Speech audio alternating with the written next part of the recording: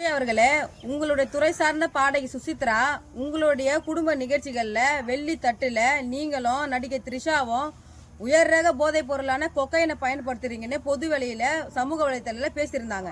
இது சம்பந்தமா நாங்க எங்க தமிழர் முன்னேற்ற படை சார்பா உள்துறை அலுவலகத்தில் தமிழ்நாடு அரசு கிட்ட நாங்க புகார் கொடுத்தோம். இந்த நிமிஷம் வரைக்கும் நாட்டு மக்கள்கிட்ட அந்த போதைப் பொருள் சம்பந்தமா ஏன் உரிய விளக்கம் ஏன் உன்ன கொடுக்காம இருக்கிறீங்க?